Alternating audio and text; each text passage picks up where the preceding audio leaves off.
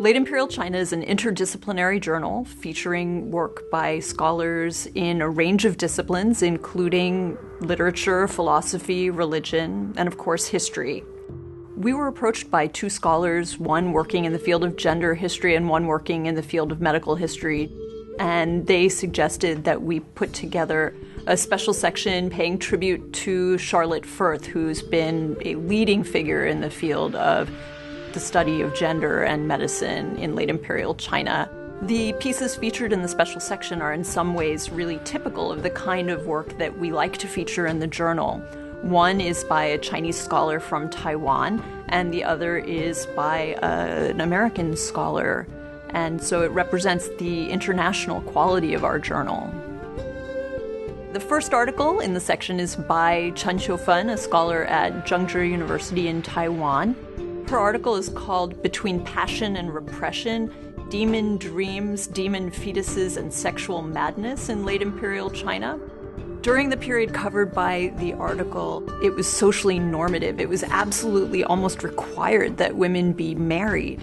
And unmarried women caused a certain amount of social and cultural anxiety. And this is reflected in the kind of diagnoses identified and studied by Professor Chen in her article.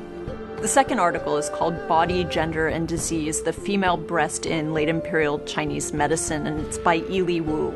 And one thing that I really like about this piece is the extent to which the author's empathy for Chinese women suffering from breast cancer really comes through. One of the really nice things about Dr. Wu's article is the way in which she engages in both textual and visual analysis. She works in particular with a book produced to educate doctors at the court of the Qing Emperor.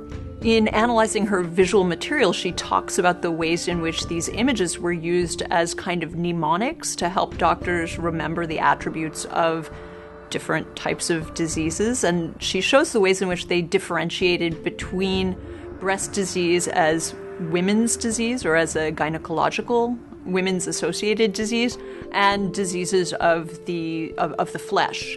As part of our larger effort to help facilitate research in the area of Qing studies and in terms of the study of late Imperial China more generally, the journal has created a website that is hosted by Johns Hopkins University Press. And one of the nice features of our website is an article by a graduate student introducing these new full-text online libraries of Chinese books.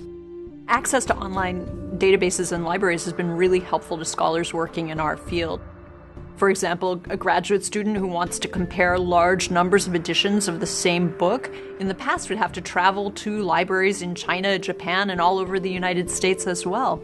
But now they can make use of these online databases and libraries to make some of those comparisons. I mean, of course, you still want to see a number of the books in person, but it has really facilitated unprecedented kinds of research and comparisons. The journal really features the work of scholars at various stages of their career. It features work by graduate students and by senior scholars, and it's a wonderful forum for communication across generations as well as across geographical space.